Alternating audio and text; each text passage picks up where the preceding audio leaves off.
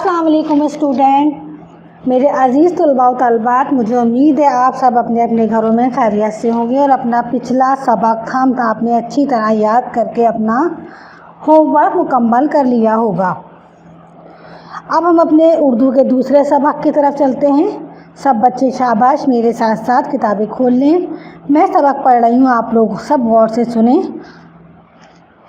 तो बिस्मिल्लाहिर्रहमानिर्रहीम, शुरू अल्लाह के नाम से जो बहुत बड़ा और मेहरबान है। आज हम क्लास 6 का लेसन नंबर 2 उर्दू का सबक शुरू करने जा रहे हैं। तो सबसे पहले आप सल्लल्लाहु अलैहि वसल्लम के बारे में थोड़ा सा मैं बता दूं कि जब आप सल्लल्लाहु अलैहि वसल्लम का नाम लिया जाता है तो दुरूद पाक पढ़ा जाता है। दुरूद पाक सबसे छोटा कौन सा है? जब भी मोहम्मद का नाम है सल्लल्लाहु अलैहि वसल्लम तो आपके नामा अमाल में एक दुरूद पाक की नेकी लिख दी जाएगी। और अल्लाह पाक खुद फरमाते हैं कि मैं और फरिश्ते आप सल्लल्लाहु अलैहि वसल्लम पर दुरूद सलाम भेजते हैं। तो ए ईमान वालो, तुम भी आप सल्लल्लाहु अलैहि वसल्लम पर दुरूद सलाम भेजा करो। ये अल्लाह पाक फरमा रहे हैं। तो शुरू करते हैं। हज़रत मोहम्मद सल्लल्लाहु अलैहि वसल्लम की शफ़क़त व सादगी। हज़रत मोहम्मद मुस्तफ़ा सल्लल्लाहु अलैहि वसल्लम अल्लाह के आखिरी रसूल हैं। आप सल्लल्लाहु अलैहि वसल्लम के बाद क़यामत तक अब कोई नबी नहीं आएगा। आप सल्लल्लाहु अलैहि वसल्लम को अल्लाह ने तमाम जहानों के लिए रहमत बनाकर भेजा। आप सल्लल्लाहु अलैहि वसल्लम दोस्त दुश्मन सबके साथ मोहब्बत शफ़क़त से पेश आते थे। किसी को दुख में मुब्तला देखते तो उनकी मदद करते, इसकी तकलीफ़ दूर करने की कोशिश करते। नबी करीम सल्लल्लाहु अलैहि वसल्लम इन सफ़ात का ज़िक्र खुद अल्लाह पाक ने कुरान मजीद में यूँ फरमाया है। तर्जुमा, तुम में से एक पैगंबर तुम्हारे पास आया है, तुम्हारी तकलीफ़ इस पर शाख गुज़रती है, इसको तुम्हारी हिदायत की हिर्स है, वो ईमान लाने वालों पर शफ़क़त रखने वाला और मेहरबान है। इस पैराग्राफ का मैं आपको खुलासा कलाम समझाते चलूँ कि इस पैराग्राफ का मतलब ये है कि आप सल्लल्लाहु अलैहि वसल्लम को अल्लाह पाक ने आखिरी नबी बनाकर भेजा। आप सल्लल्लाहु अलैहि वसल्लम के बाद कोई नबी नहीं आएगा। आप सल्लल्लाहु अलैहि वसल्लम दुश्मन और दोस्त सबसे मोहब्बत के साथ शफ़क़त और मोहब्बत के साथ पेश आते। किसी को दुख में मुब्तला देखते तो उसकी मदद करने को फ़ौरन तैयार हो जाते, उसका मसला हल करने की फ़ौरन कोशिश करते। कुरान मजीद में अल्लाह ने खुद फरमाया कि तुम्हारे पास एक नबी आया है या पैगंबर आया है, उसकी तकलीफ़ तुम्हारे पर शाख गुज़रती है, यानी वो खुद तकलीफ़ में आ जाता है। उसको तुम्हारी हिदायत की हिर्स है, यानी कि वो तुम्हें हिदायत देने के उसमें लगा रहता है कि अल्लाह पाक इनको हिदायत दे, अपने मोमिन मुसलमानों को, कि वो इसकी तरफ आ जाएँ। वो ईमान लाने वालों पर शफ़क़त रखने वाला और मेहरबान है। अल्लाह ताला ने आप सल्लल्लाहु अलैहि वसल्लम के मुतालिक जो कुछ फरमाया आप बिल्कुल वैसे ही थे। आप सल्लल्लाहु अलैहि वसल्लम को अपनी उम्मत की बड़ी फ़िक्र रहती थी। शब व रोज़ उम्मत की मग़फ़िरत के लिए अल्लाह से दुआ मांगते रहते, उम्मत को कोई मुसीबत नाज़िल ना हो। हत्ता कि जब आप कभी आसमान पर आंधी या बादल देखते तो चेहरे मुबारक पर गम व फ़िक्र के आसार नुमाया होते। आप कभी आगे और कभी पीछे हटते, जब बारिश होती तो आप खुश होते और आपकी परेशानी दूर हो जाती। एक मरतबा हज़रत आयशा रज़ियल्लाहु ताला अन्हा ने इसका सबब पूछा तो फरमाया, मैं डरता हूँ मबादबा ये अज़ाब हो जो मेरी उम्मत पर नाजिल किया हो। आप सल्लल्लाहु अलैहि वसल्लम को अपनी उम्मत की बड़ी फ़िक्र रहती थी। आप शब व रोज़ अल्लाह ताला से मग़फ़िरत के लिए हमेशा दुआ करते रहते, अल्लाह पाक मेरी उम्मत को बख्श दे, मेरी उम्मत को बख्श दे, मेरी उम्मत को बख्श दे। कभी आसमान पर आंधी या तूफ़ान का इशारा देखते तो आप फ़िक्रमंद हो जाते। ऐसा ना हो कि अल्लाह की तरफ से ये मेरे मुसलमानों पर या मेरी कौम के ऊपर या अल्लाह की तरफ से अज़ाब हो। तो वो जानते थे अल्लाह की बातों को, वो जानते थे आप सल्लल्लाहु अलैहि वसल्लम, इसलिए वो हज़रत आयशा से भी कहते थे कि मैं डरता हूँ कि ऐसा ना हो कि ये वो अज़ाब हो जो मेरी उम्मत पर नाज़िल किया गया हो। आपकी शफ़क़त का ही बाइस था कि दीन और दुनिया में हमेशा उम्मत के लिए आसानी मद्देनज़र रही। जब आप सल्लल्लाहु अलैहि वसल्लम मेराज पर तशरीफ़ ले गए तो इस मौके पर दीगर अहकामात के अलावा आपकी उम्मत पर 50 नमाज़ें फ़र्ज़ की गई। जी हाँ, रोज़ाना की 50 नमाज़ें। मैं मेराज का वाक़या बताती चलूँ। जब आप सल्लल्लाहु अलैहि वसल्लम की अल्लाह से मुलाकात हुई वाक़या मेराज पर, तो अल्लाह ने आपसे कहा कि 50 नमाज़ें हैं और पूरे साल के रोज़े हैं। जी हाँ, पूरे साल के रोज़े, जो हमसे 30 भी पूरे रखे नहीं जाते। बाज़ लोग वो भी छोड़ देते हैं तंदुरुस्त और सेहतमंद होने के बावजूद, लेकिन जो फ़र्ज़ हैं वो फ़र्ज़ हैं। इसका अल्लाह पाक खुद हिसाब लेगा। बहरहाल आप सल्लल्लाहु अलैहि वसल्लम जब गए तो मेराज पर तशरीफ़ लेकर गए तो अल्लाह ने आपसे कहा कि 50 नमाज़ें हैं दिन की। तो आपने कम करते करते करते, नहीं मेरी उम्मत के लिए बहुत है, ये बहुत है, ये बहुत है, कम करते करते वो नमाज़ें 5 पर ले आए। अल्लाह से दरख्वास्त करते करते, अल्लाह मेरी उम्मत इतनी नमाज़ नहीं पढ़ सकती, अल्लाह मेरी उम्मत नमाज़ इतनी नहीं पढ़ सकती। तो कम करते करते वो 50 नमाज़ों से 5 नमाज़ों पर ले आए। और फिर उन नमाज़ों का सवाब ये देखें आप, हम जब 5 नमाज़ें अपने ऊपर फ़र्ज़ कर लेते हैं, वो पढ़ते हैं, तो वो नमाज़ों का सवाब 50 का ही मिलता है हमें। ऐसे ही हम रमज़ानों के अगर पूरे रोज़े रखते हैं तो हमें पूरे साल के रोज़े रखने का सवाब मिलता है। बगैर किसी उज़र के अगर छोड़ें तो वो गुनाह है, लेकिन उसका आपने बाद में कफ़ारा अदा करना है, बाद में आपने रोज़ा रखना है। इसलिए अल्लाह पाक ने फरमाया रोज़ा सिर्फ़ मेरे लिए, रोज़ा अल्लाह के लिए रखा जाता है। हज़रत मूसा के पूछने पर जब आपने 50,000 नमाज़ों की फजीलत का बताया तो हज़रत मूसा ने कहा आप सल्लल्लाहु अलैहि वसल्लम की उम्मत हर रोज़ 50 नमाज अदा ना कर सकेगी। आप सल्लल्लाहु अलैहि वसल्लम अपनी उम्मत का बोझ हल्का कराएं। चुनांचे आप उम्मत का बोझ हल्का कराने के लिए बार बार अल्लाह रब्बुल इज़्ज़त के हज़ूर हाज़िर होते रहे और इस तरह उम्मत पर 5 नमाज़ें फ़र्ज़ हुई। मैं आपको इसका खुलासा पहले बता चुकी हूँ, यह पढ़ के बाद में बता रही हूँ, ठीक है। हज़ूर नबी करीम सल्लल्लाहु अलैहि वसल्लम का ये बर्ताव और सलूक सिर्फ मुसलमानों के लिए साथ ही ना था। आप सल्लल्लाहु अलैहि वसल्लम को अल्लाह ने सिर्फ मुसलमानों के लिए ही रहमत बनाकर नहीं भेजा था, बल्कि आप तमाम जहानों के लिए रहमत बनकर आए थे। आप गैर मुस्लिमों, काफिरों, मुनाफिकों और अपनी जानी दुश्मनों के साथ भी शफ़क़त से पेश आते थे। उनकी तरफ से जुल्म और ज़्यादती के बावजूद न कभी आपने उनसे बदला लिया, न कभी बद्दुआ की। कुफ़ार के साथ अच्छे बर्ताव के बेशुमार वाक़यात सीरत की किताबों में मौजूद हैं, जिनमें से 1-2 का जिक्र यहाँ किया जाता है। इस पैराग्राफ का खुलासा कलाम ये है कि आप सल्लल्लाहु अलैहि वसल्लम पूरी दुनिया के लिए रहमतुल आलमीन बनकर आए।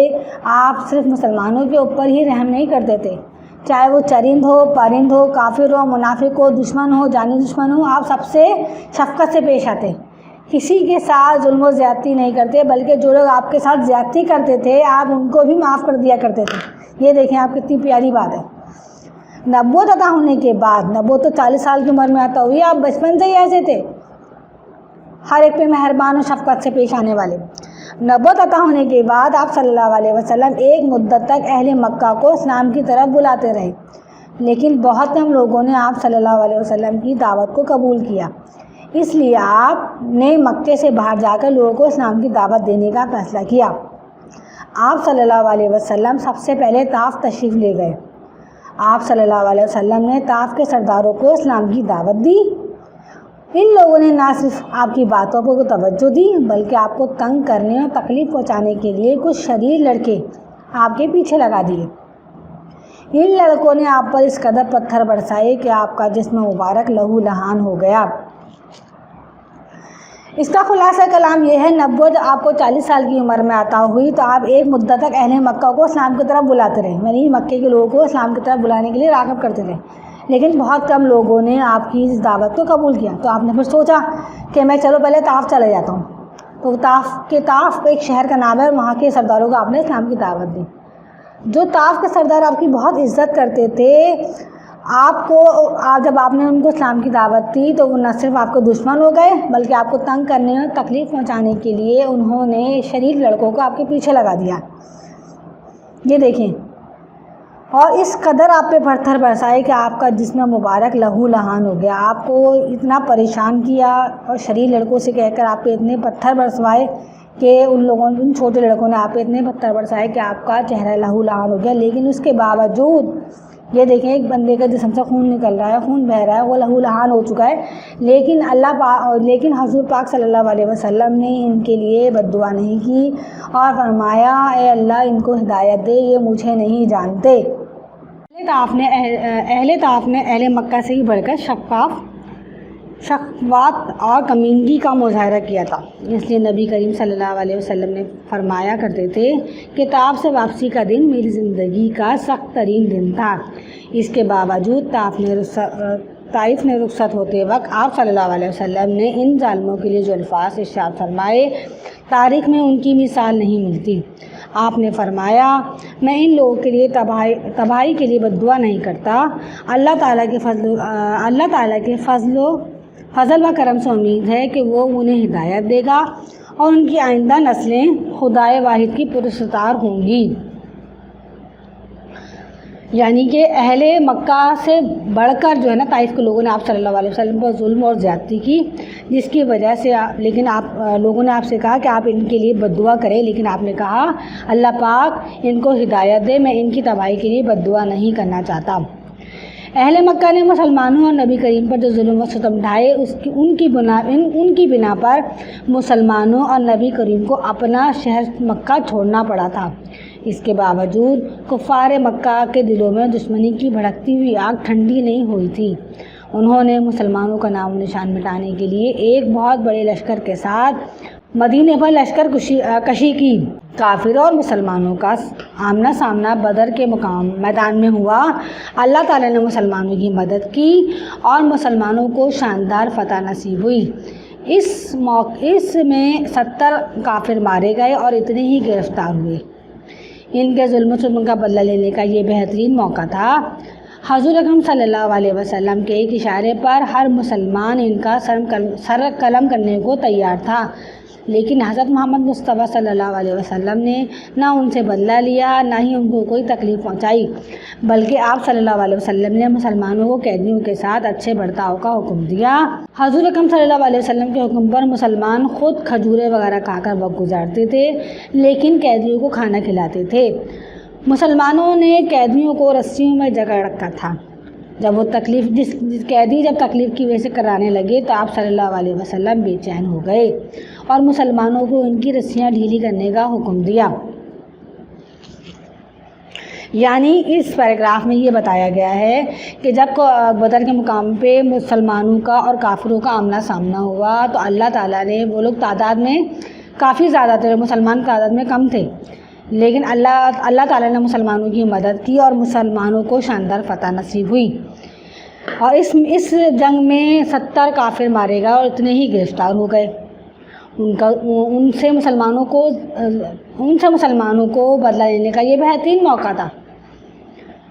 حضور کے اشارے پر ہر مسلمان تیار تھا کہ کافروں کا سر قلم کر دیں، لیکن آپ صلی اللہ علیہ وسلم نے ان سے بدلہ نہ لیا، بلکہ اپنے مسلمانوں کو ہدایت کی کہ آپ لوگ کھجورے وغیرہ کھائیں، مجھ سے آپ اپنا گزارا کریں، لیکن قیدیوں کو آپ خود کھانا کھلاتے تھے۔ اور ایک دفعہ آپ وہاں سے گزرے تو دیکھا کہ قیدیوں کو رسیوں میں جگڑا ہوا تھا مسلمانوں نے، جس کی وجہ سے ٹائٹ کس دیا ہوگا ان کو ہاتھ وغیرہ پہ، تو وہ تکلیف کی وجہ سے کرا رہے تھے۔ تو آپ ان کی تکلیف، جبکہ وہ کافر تھے، آپ ان کی تکلیف دیکھ کے بے چین ہو گئے اور مسلمانوں کو حکم دیا کہ ان کی رسیاں فوراً ڈھیلی کرو۔ جنگ احد میں کفار کے حملے کی وجہ سے آپ کو زخم آئے تھے اور کئی دندان مبارک بھی شہید ہو گئے تھے۔ صحابہ کرام نے عرض کی یا رسول اللہ ان کے لیے بد دعا فرمائیں۔ حضور نے فرمایا میں نالت کے لیے نبی نہیں ہوں، بنایا گیا ہوں۔ اس کے بعد آپ نے یہ دعا فرمائی، یعنی کہ اس وقت بھی جب آپ کے دندان مبارک شہید ہو گئے تو آپ کو مسلمانوں نے کہا، یہ صحابہ نے کہا کہ یا رسول اللہ آپ ان کے لیے بد دعا کیجیے۔ تو آپ صلی اللہ علیہ وسلم نے فرمایا کہ میں نالت کے لیے نہیں بنایا گیا ہوں، بلکہ آپ نے یہ دعا فرمائی اے خدا میری قوم کو ہدایت دے، وہ مجھے نہیں جانتے۔ عبداللہ بن ابی ساری عمر بھر منافق رہا۔ منافق کسے کہتے ہیں؟ منافق اسے کہتے ہیں میرے منہ پہ میری، اس کے منہ پہ اس کی، اس کے منہ پہ اس کی برائی کر دی، یا اس سے لا کے وہ بات مجھے بیان کر دی، پھر میرے منہ پہ اس کی برائی کر دی۔ مسلمان ہمیشہ مسلمانوں کے خلاف سازشوں بڑھ چڑھ کر حصہ لیتا رہا۔ حضرت عائشہ پر تہمت لگائی. تہمت لگانا یعنی کہ جو کام کسی میں نہ ہو اور وہ اس پہ الزام لگا دے کسی بھی چیز کا, تو وہ تہمت ہوتی ہے.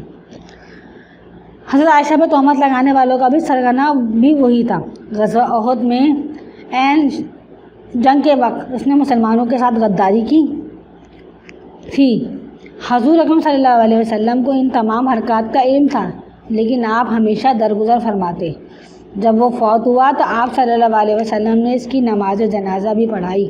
یہ دیکھیں آپ, عبداللہ بن ابی ساری کتنا بڑا منافق تھا. وہ مسلمانوں کو بھڑکاتا رہتا تھا. جنگ کے موقع پر بھی دھوکہ دے کے دوسرے سامنے والی پارٹی میں چلا گیا. سامنے والے جو جنگ کرنے والے تھے ان کے ساتھ مل گیا. حضرت عائشہ پہ کتنی بڑی تہمت لگائی انہوں نے. آپ صلی اللہ علیہ وسلم کی سب سے چھوٹی اور لاڈلی بیوی تھی, اور آپ صلی اللہ علیہ وسلم کو اس کی تمام حرکات کا علم تھا, لیکن آپ صلی اللہ علیہ وسلم نے ہمیشہ اس بات کو درگزر فرمایا. اور جب وہ فوت ہوا تو آپ صلی اللہ علیہ وسلم نے اس کی نماز جنازہ بھی پڑھائی. حضور تمام جہانوں کے لیے رحمت تھے. آپ صلی اللہ علیہ وسلم عورتوں, بچوں اور غلاموں پر بھی شفقت فرماتے تھے. ان لوگوں کے ساتھ ہمیشہ محبت سے پیش آتے تھے, ان کی مدد فرماتے تھے.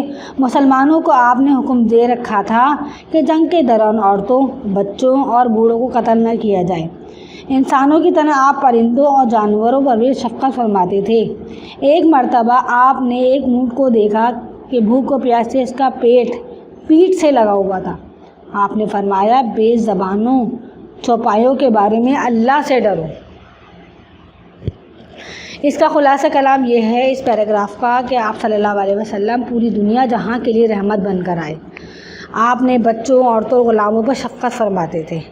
آپ ہمیشہ ان سے محبت سے پیش آتے تھے, ان کی مدد فرماتے تھے. آپ نے حکم دے رکھا تھا کہ جنگ کے دوران عورتوں اور بچوں کو قتل نہ کیا جائے.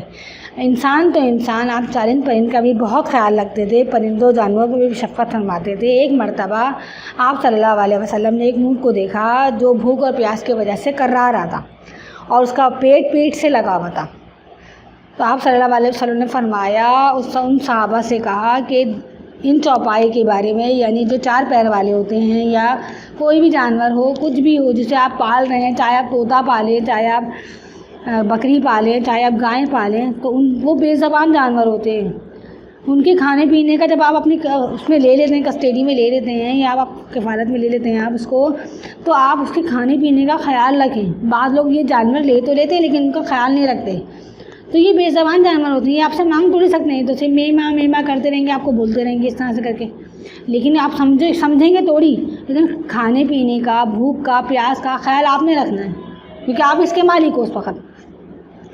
تو ان کے بارے میں حضرت صلی اللہ علیہ وسلم نے فرمایا, ان چوپائی کے بارے میں اللہ سے ڈرو. اچھا کلاس 6 کے اسٹوڈنٹ, آج کا ہمارا یہ لیسن کمپلیٹ ہو گیا ہے. جن بچوں کا ہمارے پاس واٹس اپ نمبر نہیں ہے وہ کائنڈلی آ کے مجھے اپنا واٹس اپ نمبر دے جائیں, تاکہ ہم اپنے واٹس اپ نمبر کے گروپ میں ان کو ایڈ کر لیں اور باقاعدہ ہوم ورک ان کو دے دیں. اچھا کلاس 6 کے اسٹوڈنٹ, آپ نے کرنا کیا ہے, آپ نے پہلے اپنا پریویس کمپلیٹ کر لیا کام. ہم کا پچھلا کام آپ نے کیا کرنا تھا, میں آپ کو دوبارہ ریوائز کروا دوں. پہلے آپ نے کرنا یہ تھا کہ انڈیکس بنانا تھا, اس کے بعد ہم کا میقات اول کا ٹائٹل بنانا ہے دوسرے پیج پہ. جیسے یہ آپ نے پہلے آپ نے انڈیکس بنا لیا. دوبارہ بتا دوں یہ بات اس لیے کہ تاکہ آپ کے دماغ سے نکلے نہ اور آپ کام کرتے رہیں. پہلے آپ نے انڈیکس بنانا ہے, اس کے بعد میقات اول کا ٹائٹل بنانا ہے, پھر آپ نے یہاں حمد اتارنی ہے, اس کے بعد آپ نے ہم کا جو کام ہے, جو میں نے کام واٹس ایپ پہ آپ لوگوں کو دیا ہے, آپ نے وہ مکمل کرنا ہے. اس کے بعد آپ نے تشریحات کرنی ہے, اس کے الفاظ جملے ہیں وہ سب آپ لوگوں کو واٹس ایپ کے ذریعے پہنچا دیے گئے ہیں, تو وہ آپ لوگوں نے کام مکمل کر لینا ہے. دوسرا چیپٹر ہمارا جو تھا وہ حضرت محمد صلی اللہ علیہ وسلم کی شفقت و سادگی تھا. اب آپ نے اس کا بھی ٹائٹل بنانا ہے. اس کا ٹائٹل آپ نے بنا کے حضرت محمد کی شفقت اور سادگی لکھ کر ایک پیج خوشخطی کا کرنا ہے. اس کے بعد باقی کا جو کام رہ جائے گا سوال جواب, وہ تو میں آپ کو کروا دوں گی.